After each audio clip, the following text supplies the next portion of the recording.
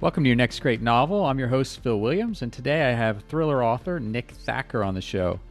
Nick's a USA Today best-selling author of 31 action-adventure thrillers and mysteries, including the Harvey Bennett thriller series and the Mason-Dixon series. Often mentioned as a cross between Clive Cussler and James Rollins, his stories are written in a fast-paced, punchy style.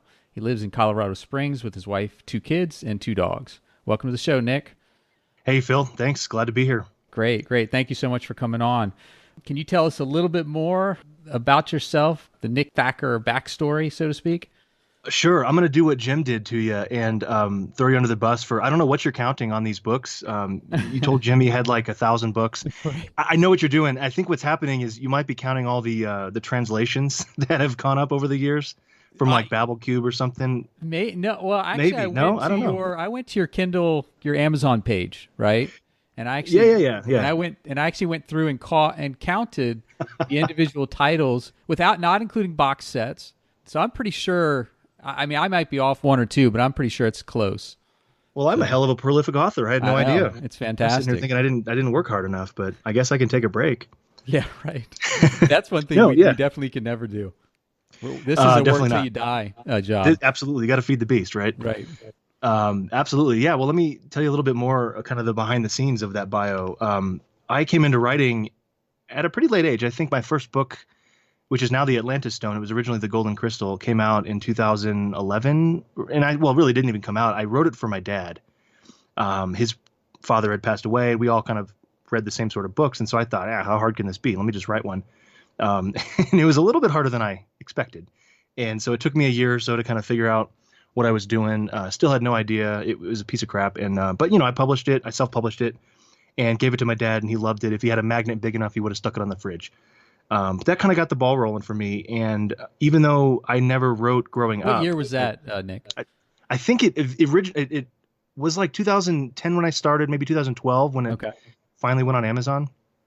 And this was right sort of at the back end of the big Amazon Kindle, initial explosion of, there was a time when you could put a book for free and it counted as a sale every time someone downloaded it. And so you could, really run up the charts pretty quickly.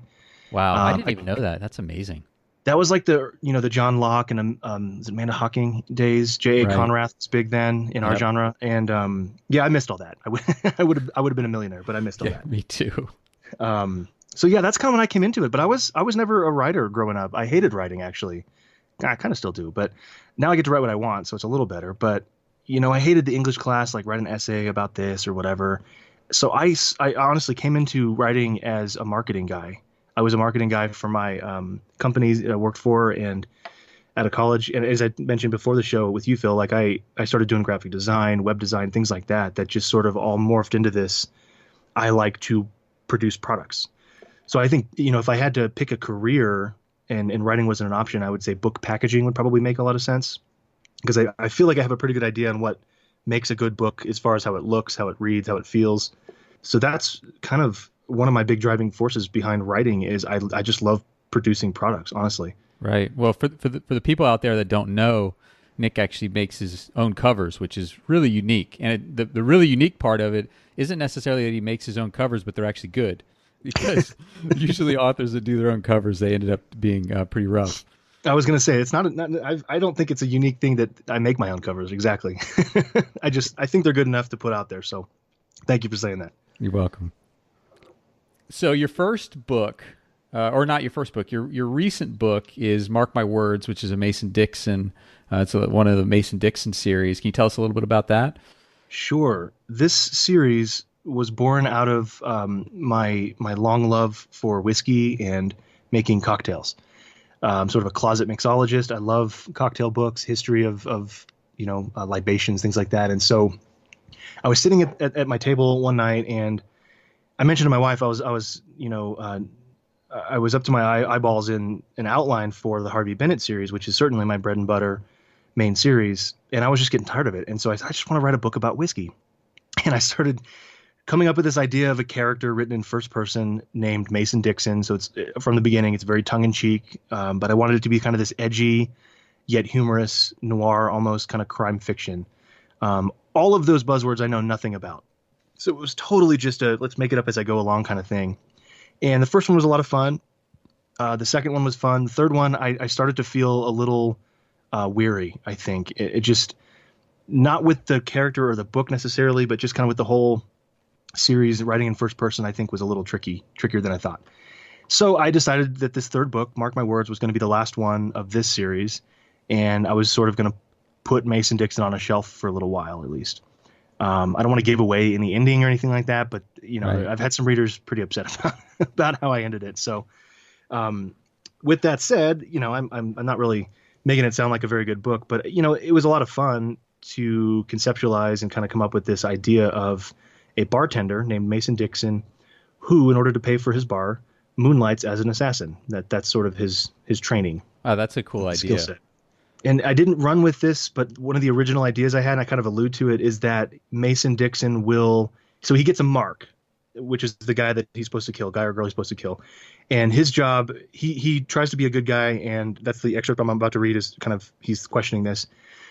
But as a good guy, he wants to get rid of those people in society who are, either the pedophiles or the schmucks or the people, just the scum of the earth that either are too big for local law enforcement or too small for government to really worry about.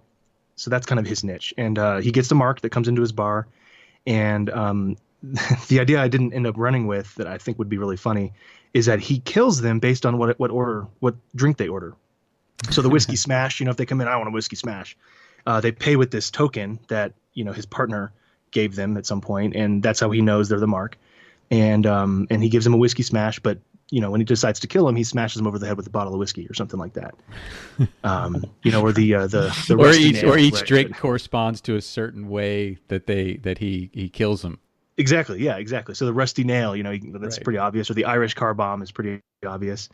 I ran into a little trouble when people ordered something like Sex on the Beach. I was like, well, I don't quite know what to do with that. They give you an interesting rating for your book.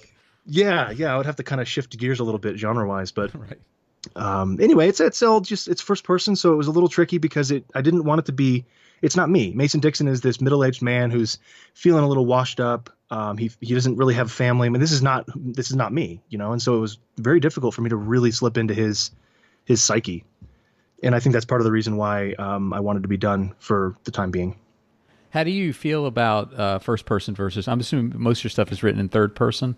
It is. It's third person, sort of close, meaning I'm not going to jump around between characters within a scene, but I absolutely have some different point of view characters throughout a book. And I find that that's what I like to read. And so that's what I naturally started writing when I began to write. I never went to a class for it, so I don't know if I'm doing it well or if it's what I'm supposed to be doing, but it does flow a lot easier for me than when I'm writing first person. And the other problem I have, the main problem I think, is that I can't ever really get into a villain's mindset or the antagonist mindset if I can only have one first person character. And I don't know about switching, first person point of view character. That'd be a little tricky for me. So I've always stuck to third for the most part, with the exception of Mason Dixon and some short stories. But I like it. I think it is a way to kind of really, like I said, the difficulty with Mason Dixon was how do I get into his psyche? Because, you have to. He's first person. So that kind of forced me to grow a little bit as a writer, I hope. Right. We'll see. Well, I think the readers are definitely responding. I actually got like when I send out my email, a couple times a month, a lot of times I'm talking about just random books that I read, and and I'm usually ask the people that subscribe to my newsletter, hey, what books do you like, blah blah blah. I actually got an email from somebody who said that they use you. They said, I like Nick Thacker's books. That's what they told me. That's awesome. I love that. That's cool. Yeah, that's really cool. It kind of seems like a small world now with all of thriller authors. We share a lot of the same readers, and I love getting people writing back. Oh, I love to read Phil or Jim Heskett or Kevin Tomlinson. I get that kind of stuff all the time. Now, chances are they were talking about Harvey Bennett and not my Mason Dixon stuff, but we'll see if people really like that. The woman actually said her exact response was, "I read everything he writes." Oh, that's sweet. Which is great. That's great. Yeah, I love that. I'll have to send her a free book. Yeah, we need to have at least 1,000 of those. Isn't that like the 1,000 True Fans? That's the Kevin. What's his name? Kevin Kelly. Right. Yeah, the 1,000 True Fans. Absolutely. Yeah. So, do you want to start this excerpt? Do you want to give us any sort of preface for the excerpt from Mark My Words? Well, I've talked about it a little bit already. Okay. I'm going to read a short excerpt. This is actually from the very first opening chapter of Mark My Words. This is, again, book 3. And at this moment in time, the last book in the series. And what I've done with each of the books, Mark for Blood, Death Mark, and then Mark My Words, opens, of course, first person, Mason's point of view, with sort of this monologue, almost like a Shakespearean type of thing. And of course, Shakespeare's a little better at it than I am. But the idea was get into his head right away, what he's going through, what he's feeling. There's a little bit here that makes more sense if you've read the first two. But again, this is all just sort of how he's feeling in the moment. So I'll just jump in chapter 1. Great. There comes a time in every man's life when they wonder to themselves whether it was worth it or not to kill all those people. Okay, fine. Maybe not every man's life, but at least in mine, that's where I'm at. Wondering, deciding, convinced that I've made a mistake once or twice over the years. Killed a guy or a gal who wasn't bad. Now, I'm good at 2 things. Making drinks is one of them, and killing bad guys is another. I prefer one of them, but I would never admit that to anyone. I mean, how do you know that they're all bad? Were they all bad? And if all of them weren't bad, were the ones that were bad all bad? Or were they only partly bad? And was the bad part of them worth killing them for? I've definitely offed some of the genuinely all bad ones, and I've made the world a better place because of it. That's a fact. But I've got a sense that maybe there should have been more to it. Perhaps they just hadn't ever been faced with their own mortality before. Had they had that opportunity like I've had many times over, might they have changed their ways? Not to wax philosophical, but that's the kind of crap I think about all the time, and I have plenty of time to do it. I own a bar. Well, the bank owns a bar, and they let me put my name on it. So it's a good thing I'm good at mixing drinks. I can pour like a pro, but my real passion is mixing up a fine concoction of delectable nectar and nailing the presentation. All right, that's a little bit of fantastic. Beginning of chapter 1. That's Thanks. fantastic. Thanks a lot, man. I like that. The bank I don't think owns I've ever the actually bar, read but that they aloud. let me put my name on it. That's good. That's so funny. Yeah, I say that about my mortgage all the time. Actually, well, the bank owns a house, but they let us live in it. Right, exactly. Yeah. No, that was really good. That was really good. I like, I'm a big fan of vigilante justice type novels. Me too. Yeah, that's a good chunk of I write a lot of different genres, but if I could pick one that I probably write the most in, it would probably be that one.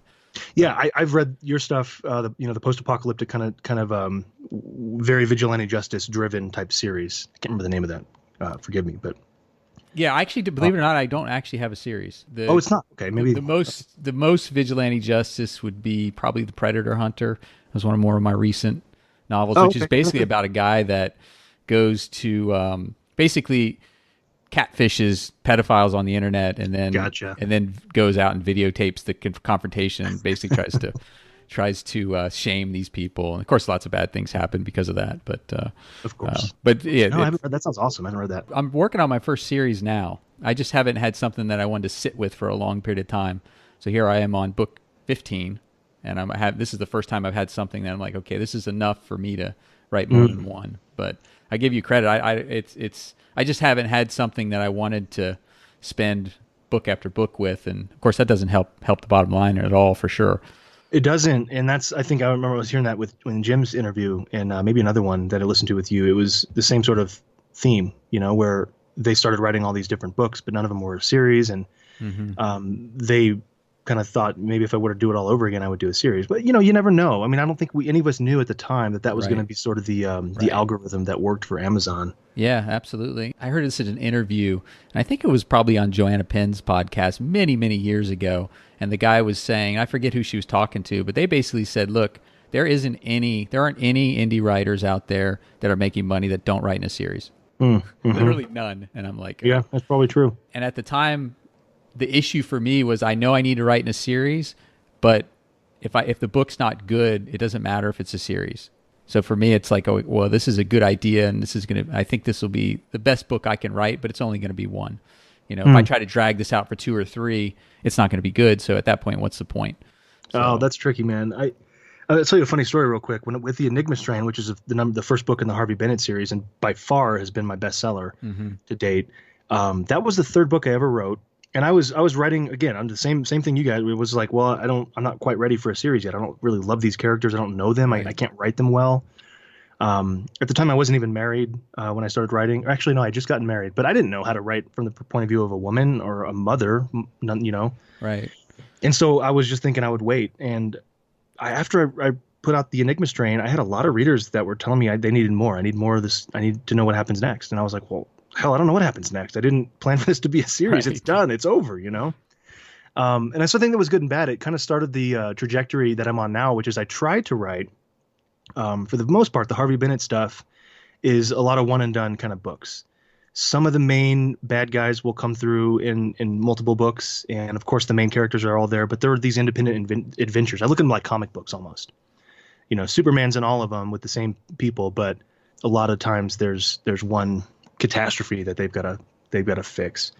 And that's been a pretty good formula for me. That might be something to try if there's any reader out there, like, you're talking about yourself with writing a bunch of books and not knowing if it's going to be something you could carry through a series. Don't try to make it a full trilogy. Make it just individual books that have the same characters, Right. Yeah, that's like, like Harry Bosch or some of these other Exactly. Yeah. Jack Reacher. I mean, that's people follow these characters for 10, 15, 20 books, and it's a constant. You just rework the plots over and over again. I mean, you read these books and they're good. It's not that they're not good. It's just there's definitely a formula to them. Oh, 100%. And that's such a bad word in writing. But if you really break it down, I use a formula, and the formula for me in all of my Harvey Bennett, I was going to say Harry Potter. Man, I wish I wrote Harry Potter. Right. I don't know the formula for that one, but for the Harvey Bennett stuff, my formula, if I'm making a little finger quotes over here, because I think that word is kind of a naughty word. Right. But it doesn't have to be a bad thing. I think the formula for me has always been find something prototypical, a prototype technology that shouldn't exist or maybe doesn't exist yet, except it does, and the bad guy has it, and then go put the bad guy in a really exotic location, and then add in some history and make the good guys have to go find him and figure out, of course, what the bad guy wants to do with it. And that's, Popular Science Magazine. You just rip out, well, this is cool. This is pretty neat. What's the worst possible outcome of this? Right. And give that to a bad guy who's just nefarious in all ways. Yeah, absolutely. It's very simple. I'm not trying to reinvent any wheels. I'm not trying to win the Pulitzer. I don't think I ever will. But I'm writing stuff that's entertaining, hopefully. And that's always been my goal. And so I've never apologized for it, but I've also never tried to pretend like I'm something better than that, if you will. I try not to be too highbrow in any of this stuff. I still want to write a great book, but to me, a great book is something that keeps me entertained. Right, and people will read it and enjoy it, not put it down after a chapter and say, I don't understand half of what's being half of what's happening. Yeah, if I have to go look up every other word, it's either pretentious or I'm an idiot. So neither outcome is very good. Right. I kind of like the series I'm working on, and it's the first time I've written in the future.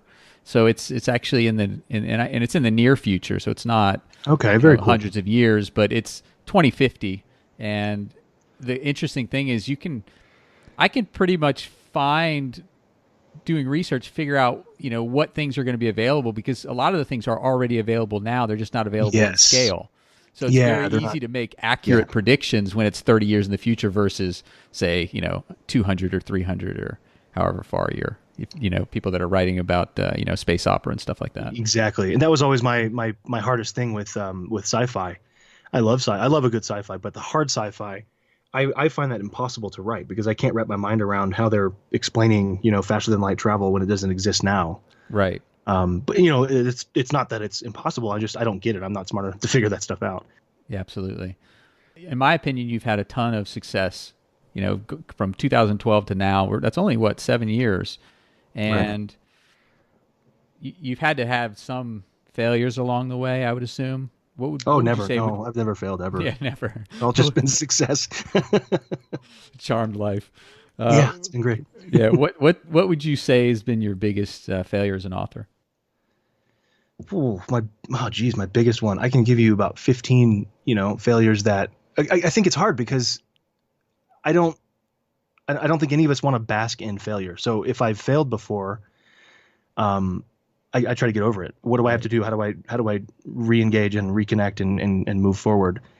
I think a big failure of mine, and this is, I'm gonna get a little deep here. I hope you're ready for this, Phil. Yeah, I'm ready. I think one of my biggest failures early, and I hope this doesn't come across like wishy-washy and like, well, you just made up something. I think it's very easy for us as authors to isolate ourselves.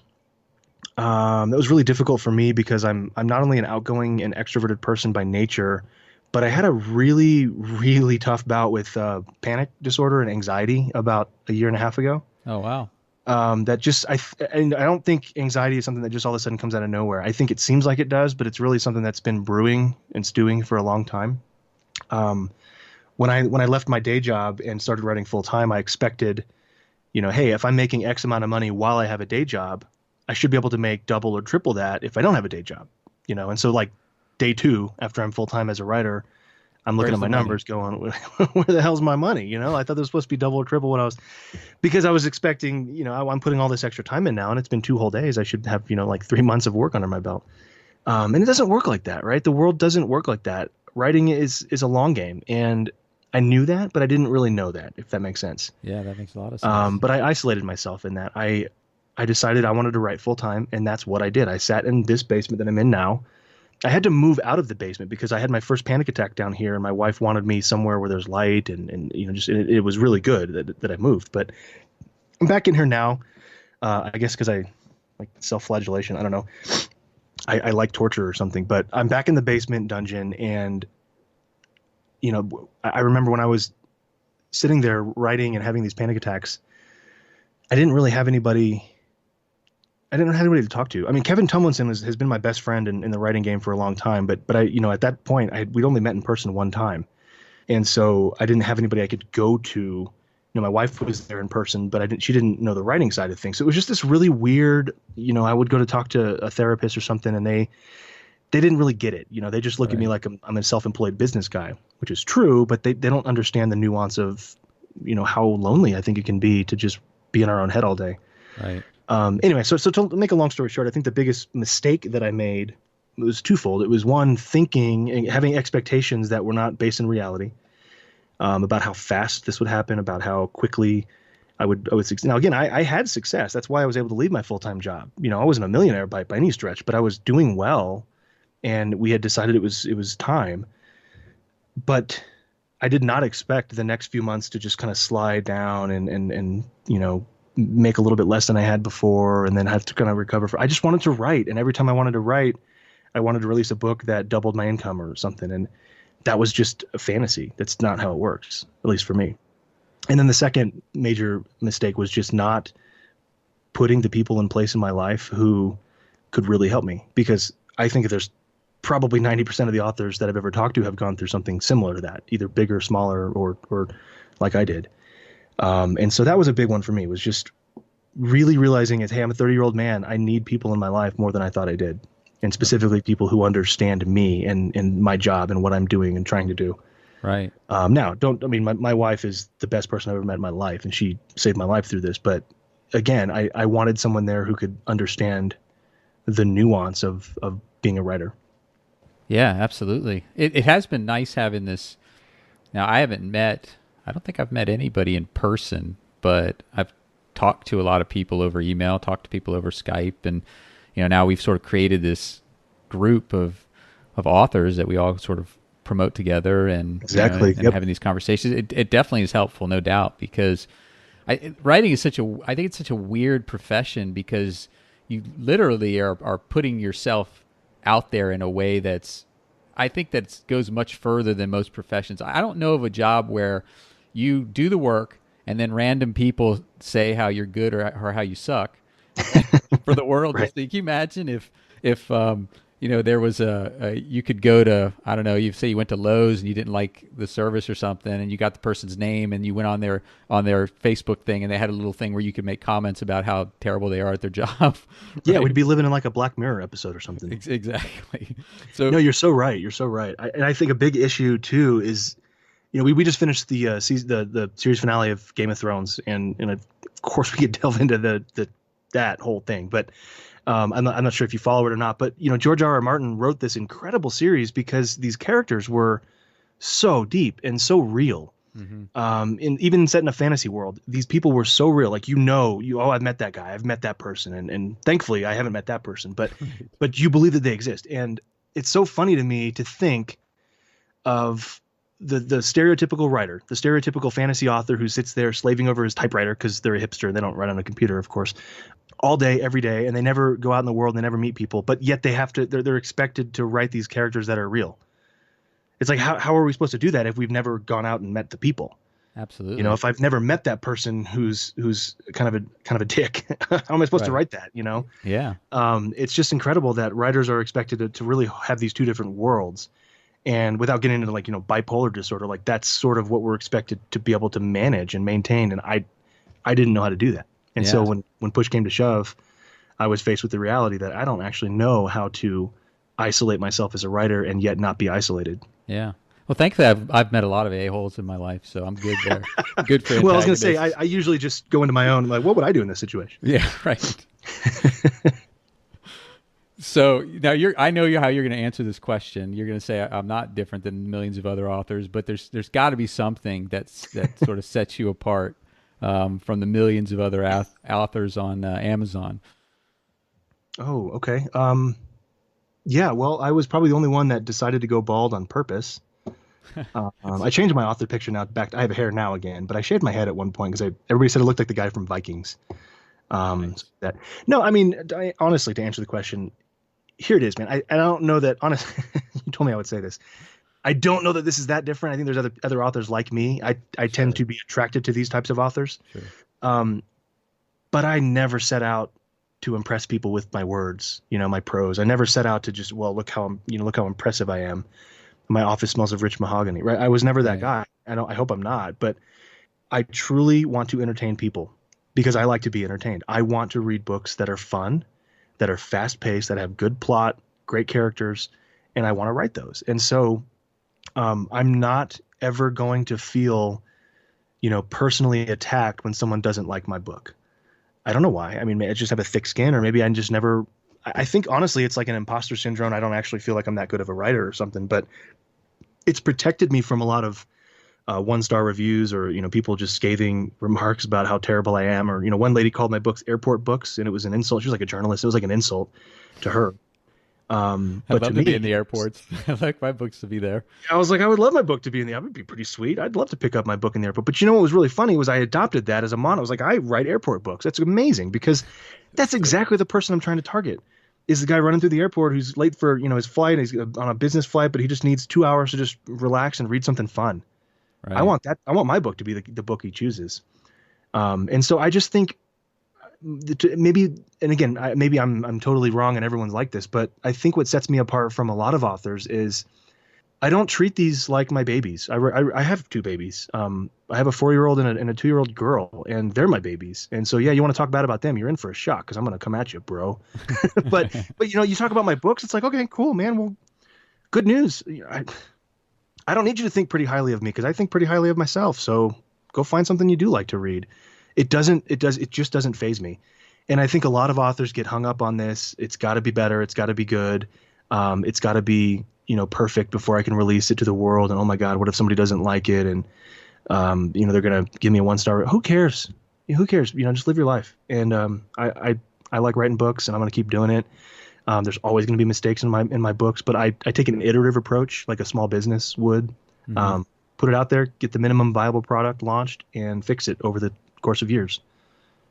That's a great attitude. I mean, I've had to develop a thicker skin over the years, but I still get bothered by reviews, and I'm guilty of Sure. reading all the bad reviews, and the reason I read them is because I actually reply to all the 5 stars and Okay. Okay. basically thank them for reading the book, essentially, because I figure that if somebody takes the time to read my book and then write a nice review, that the least I can do is put a comment there that just says, "Hey, thank you for Mm, reading, appreciate it." sure. Yeah. But of course, I can't help myself and then also skim the other reviews, and I might get 10 5-star reviews, but that one star is the one that sticks in my craw. Oh, of course. No, and that's true. I mean, everybody does. I read my 1-star reviews, and I try to do it in a way that it's like, almost like a sociopath would, where I just kind of laugh at them and this person's an idiot. But the truth is, the 1-stars over time build up to. I think it was a company called 37 Signals that had this really David Heinemeier Hansen. I think the guy that invented. I don't know if you know about programming, Ruby on Rails, all this stuff. No, I'm not I used to familiar. be in the web world. They were a big deal, and so they created the Basecamp was the software that they made, among other things. And so one of the one of the so I can't remember how I got into this, or how I read about this, where I heard about it, but somebody asked him basically, what do you do with negative feedback? And they said nothing, except over time all that stuff starts to weigh on a certain side of the scale, meaning like if everybody's asking for this feature, over the course of a certain amount of time, weeks, months, years, whatever, you're going to realize, hey, this is probably the feature we need to focus on next. I kind of take the same approach with 1-star reviews. If I get a ton of 1-star reviews on a book, it doesn't mean the book's crap. It just means a lot of people didn't like it. But if all those 1-star reviews are starting to weigh on the side of the scale that says bad editing or a bunch of typos, well, maybe that's something I can look at. That's something I can fix. Right. Or, maybe it says they just all hated how I treated this one character. Well, then I have a decision to make. Do I appease the reader and try to change that, or do I just, hold my own as a writer? But the point is, I can separate myself from the personal, from the work. Yeah, exactly, from taking it personally. Yeah. And that's been helpful for me. And also, I recommend, if you're a writer out there, or you, Phil, try writing a book as poorly as I've written books, and it'll develop your thick skin pretty quickly. We've got both there. That's definitely not true. You've got some fantastic work for sure. I just pay a lot of people to give me good reviews. That's all. Yeah, right. You heard it here first, ladies and gentlemen. I'm just kidding. I don't do that. Yeah. There are people that have done that for sure. I know. That's why I had to retract that. I was like, wait, that's actually a thing. I can't say I haven't a review from my family, much less I don't even know how to pay somebody. Oh, exactly. My wife has tried to leave reviews, and Amazon won't let her do it. Yeah. They just remove it. I can't say I haven't Googled how to do that, just because I'm interested. Like a couple years ago, I remember, was it John Locke that did that and paid a bunch of people to? There was somebody that did that. Yeah. I don't remember and I was like, man, that's crazy. But also, how the hell did he do that? So I was like sitting there Googling, did he pay a bunch of Fiverr people to do? Because I thought Amazon had a little bit better. Of course, the problem with that is you see in reviews all the time, like if you have a lot of nice reviews and then someone gives a bad review, they say, "Oh, they must have paid for the reviews." Yeah. So all us indie authors get a bad rap if we have nice reviews. If one person doesn't like it, all these others must be paid shills, basically. Exactly. Exactly. Yeah. Yep. That's it. And that's it. That's a numbers game. It's like if you come across a book that's got 7 5-star reviews, yeah, probably the author's friends and family, it's first book or whatever. But if you come across a book that's got 700 reviews and there's quite a few 1-stars, but the vast majority are 4 or 5, it's probably a good book. It's probably decent. Yeah, I remember one of the first reviews I got from a family member was a 4-star review, and I was like, "What?" And my average actually went down. That's always fun. So mad. You're like, "Listen, jerk." I was like, I would rather you just did not read and review my work if you're going to bring my average down. Yes, I retract my book. Give it back to me. You cannot read it. Exactly. What would you classify as your most controversial book you've ever written, and why would you say that? I was thinking about that for a long time. Yeah, it's hard to say. I try to shy away from anything really, really, truly edgy, controversial in my book, just because it's a little squishy, and I don't know how to handle some of that stuff. I don't want to get into the politics kind of thing, I guess, is what I'm saying. Right. And I have opinions about it, but there's a quote about opinions that I don't think is appropriate. But right, right, we all know it, and so I've tried to shy away from some of that. But what I have done is tried to create characters that are just in some ways truly terrible people, but that has to come from somewhere. And so I kind of feel like the controversy is.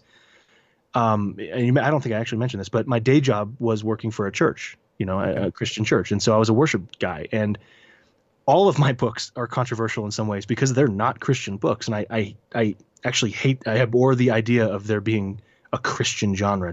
I don't want to get into that, but I'm not I think it's Ted Decker or whatever the guy, whoever's writing the, Christian fiction thrillers, people assume I'm a Christian. He must be writing those things. Well, I'm not. And so people, I don't think get mad, but I think a lot of people that I've known who are church friends or, church family will read my book expecting it to be that.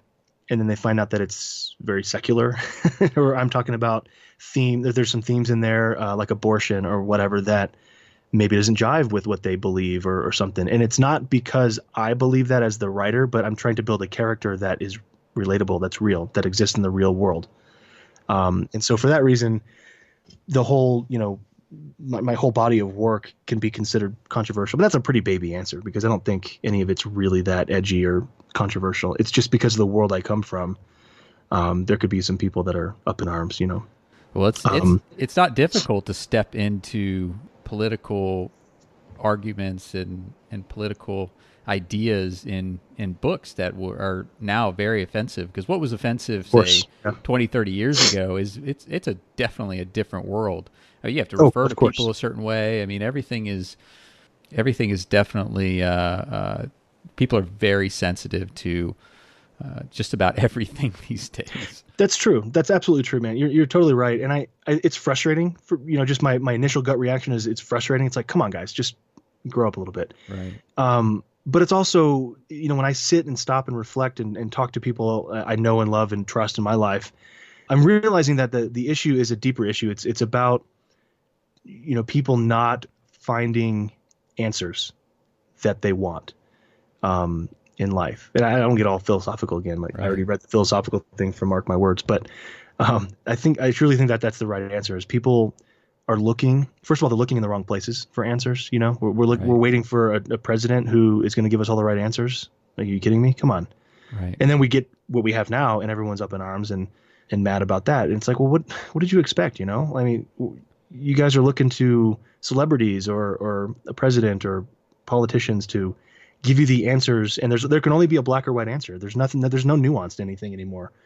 And so we've lost a lot of that nuance. So as authors, you and I have to figure out how to wade through some of that, and we can get away with it because we're writing fiction. Right. In a lot of ways we can say, well, it's not me. I'm just writing this character. The character said that, Absolutely. The character said that word. But truthfully, it's got to come from somewhere, and it comes from our heads. It comes from our hearts. And so, I do like this concept. Actually heard this in a sermon once. A pastor here in town, a good friend of mine, has this concept where he's like, we need to be able to hold two seemingly conflicting ideas in our heads at the same time. We need to be able to say, hey, this is wrong, but also that doesn't make this person wrong, for example. Probably a better example of this, and one that is still something people wrestle with, that you and I as thriller writers and every thriller writer ever is going to write about Nazis, right? We're just going to write about, because they're so perfect to just make the bad guy in every book. Everything is Nazis. Right. I have to try not to write about Nazis, because I'm like, oh, who is a bad guy who could be doing like genetics and eugenics research that maybe, oh, okay, wait, I can't go there. That's already been done. I've already done that 5 times. But we also have to realize that, hey, if these Nazis were so bad, it also seems like they had a lot of research that was useful for humanity.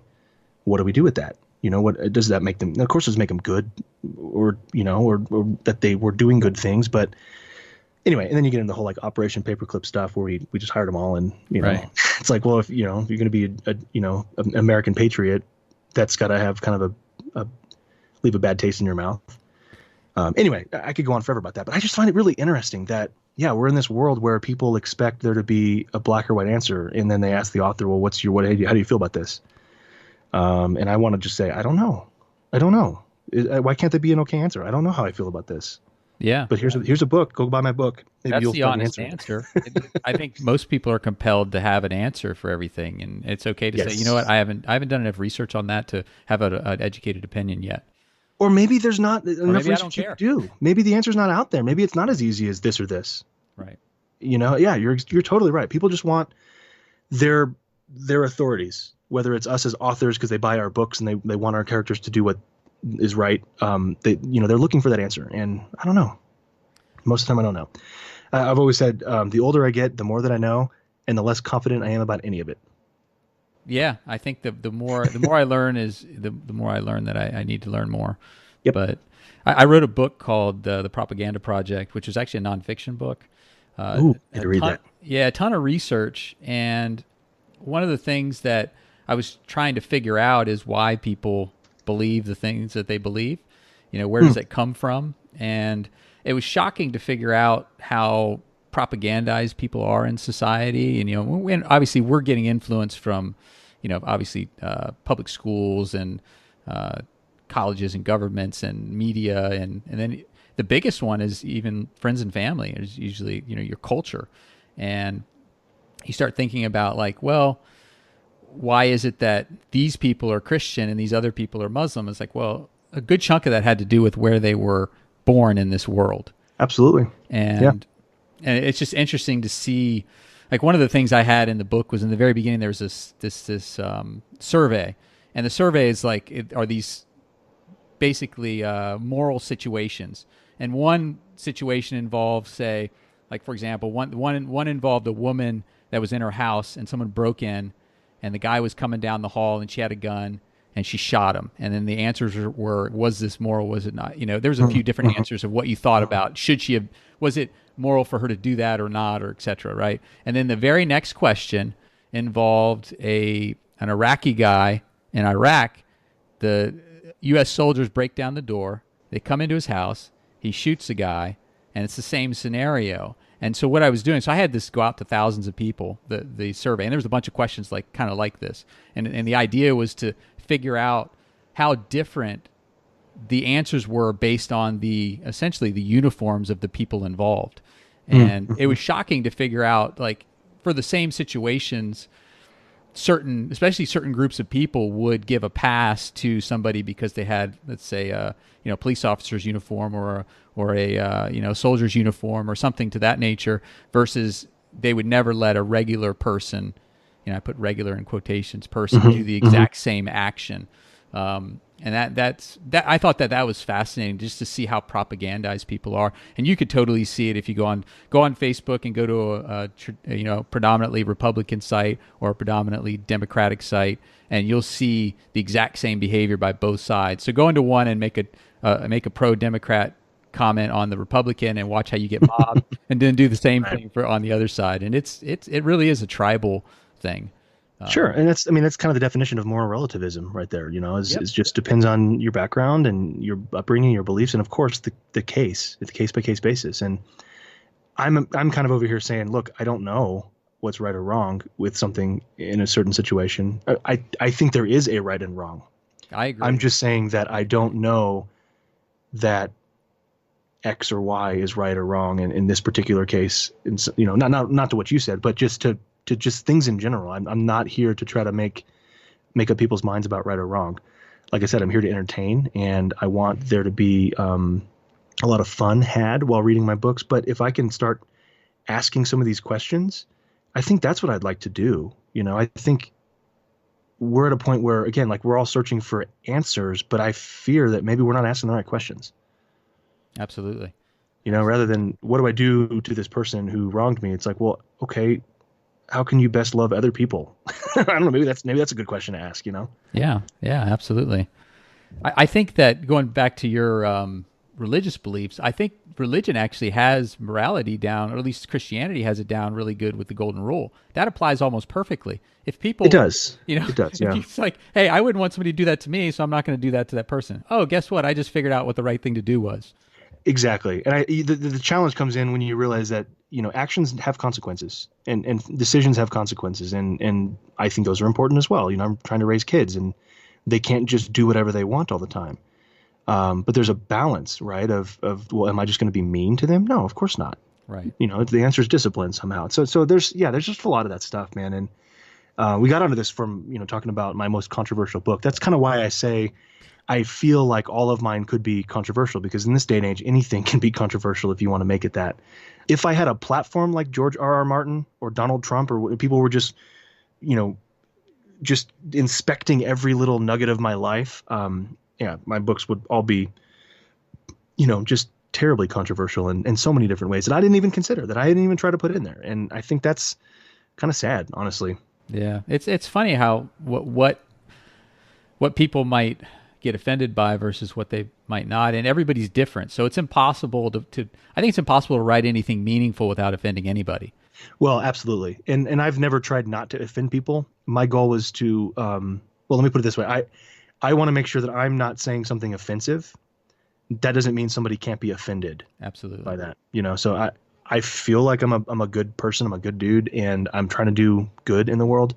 So if I trust myself and I have character, then I don't need to worry about being offensive. I don't think I'm an offensive person, but that doesn't mean people won't take offense to what I'm saying. That's just not my problem. And you never know what'll be offensive tomorrow. That's for sure. Right, exactly. That's why I can't worry about it. We'd sit up all night worrying about what's going to be offensive tomorrow. So it can't be our problem. It just can't. Absolutely. So when you're not writing 31 plus books, what do you like to read? I like to read the stuff I like to write, man. I read books like yours. I've read just about everything Kevin Tumlinson has written. Like I said, he's my friend. Some of the big name traditional authors kind of got me into this. James Rollins, I love his stuff. Dan Brown, I always pick up his books. So that whole genre is wide open. I love all of that stuff. I do love non. What's that? Sorry, I go was gonna ahead. say, what did you think of Dan Brown's latest one? Did you read that one? I forget I did Origin. Yeah. was I that the actually name liked of it. it? I thought it was the latest one, Origins or Origin. I'm thinking of the one where they're in Antarctica Oh, or the Arctic Circle. that was an older one. That's was it Ice or Deception Point? Yeah, that one. I thought that was new. I guess it wasn't. I read that one No, that one recently. came out quite a bit. I think it came out before the Da Vinci Code, before he kind of was Oh on the wow, map. I could I be didn't even wrong, but realize that. yeah, because he wrote a couple standalones. He wrote that one, and he wrote, I think, another one that was it. Yeah, he did another Digital Fortress. Okay. Fantastic book. Love that book too. Then the whole Da Vinci Code wave happened, so we got a bunch of Robert Langdon books, and the latest one is Origin, the one that he just came out with. I loved his Antarctica one. I thought it was great. It's been so many years since I've read it. I don't remember the details, but Yeah, I I thought remember it was entertaining for sure. absolutely. Yeah, and I that's what I definitely go see for mainly. parallels to your work for sure. Well, and again, I didn't say this, but I started writing in kind of the same vein as Dan Brown. I remember reading the Da Vinci Code after a long. It's been a long time between like middle school and high school not reading. I read what I had to read for English class, and that was about it. And so I just kind of thought, well, there's not really anything out there. I don't like adult books. I don't like literature. I had no idea that there was this whole genre called, thriller, action adventure, whatever. And so I picked up the Da Vinci Code shortly after that, maybe in college or something, and just loved it. And I was like, whoa, wait, there's more like this? So I found James Rollins, I found Clive Cussler, I found Matt Riley, but that was all because of the Da Vinci Code. So say what you will, a lot of people don't like his writing style. I'm like, well, yeah, that's fine, but he got me back into writing, or got me back into reading, I should say. Yeah, I found that the historical stuff that he does, from the Da Vinci Yes. Yep. Code and Angels and Demons, I thought that was just really interesting. Yes, and I try to do that with mine. If I can leave you with anything more than the entertainment value, I want my readers to go research stuff, because I think they'll find that a lot of that stuff I put in there is real, and I try to make it fascinating, because a lot of times reality is stranger than fiction, right? Yeah, absolutely. I mean, if you really look at the truth behind things, it is definitely stranger than fiction. Hmm. Hmm. For example, I was looking in. I don't know why I was looking into this. I mean, I probably could get arrested for the stuff on my computer, but I was looking at. I Well, was you're a look, writer. You can always explain it right. away. It's research. It's research. I was looking at chemtrails, and I always thought it was just this crazy conspiracy theory, and it turns out that the U.S. Air Force actually tried this in San Francisco. It's been done all over the place. Oh wow. They Huh. like literally there was one person that died. They tried, I forget what the substances that they put in San Francisco in the air, but actually Oh one person geez. died and a bunch of people got sick, and of course they didn't take Wow. responsibility for it. So this Of course. idea that the government's seeding the air with Mm-hmm. they're putting Forced doing medication. yeah, Yeah. they're doing these chemical experiments on us. It's not totally crazy. Well, hey, it's nice knowing you, man. Good Yeah. good to know you, Phil. Right, Sorry for exactly. your impending doom. Yeah, They're coming for you. right. But Yeah, so I like reading a lot of that fiction. I love nonfiction as well. I've read a lot of memoirs. There's really, I was listening to the Art of Manliness podcast today. It wasn't the most recent one, but he talked about how a lot of memoirs are either really bad or really good, and I've found that to be true. But I do like a good memoir or a good, biography.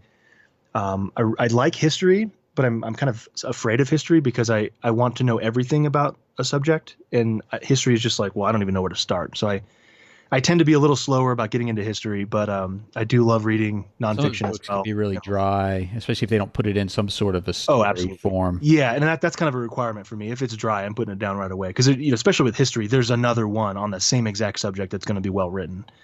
So I'll go pick that one up instead. But yeah, I don't like textbooks or anything. But like I said, I'm into the kind of mixology stuff. So I have a ton of if you can hear, I'm looking up right now at my bookshelf. I've been selling a lot of books because I like collecting them, but they don't do anything but collect dust. And so I've been trying to sell them back. But I have a lot of cocktail mixology books, things like that. History of rum or whiskey. Those are a lot of fun. And then music, and a lot of music books. So Nice. little everything, man. I love to learn, and I've always been a fan of, just like I said, I have a lot of knowledge, and I'm just less confident about all of it now, the older I get. So thank you so much for coming on the show, Nick. Where can people find out about you and your books? Best place is my website, nickthacker.com. I'm all over the Amazon. I am exclusive to Amazon, so if you try looking for me in Barnes & Noble, you'll find some paperbacks and hardcovers, but no ebooks. I don't really do Twitter a whole lot. I don't do Facebook. I do have an author page on Facebook, which is a good place to find me. I don't do personal Facebook anymore. And my wife's trying to get me into Instagram, but I'm a terrible photographer. So probably the best place is right on Amazon or right on my website. Sounds great. Thank you for listening to another episode of Your Next Great Novel. Be sure to subscribe. You can find the podcast at philwbooks.com and on iTunes, Stitcher, or TuneIn.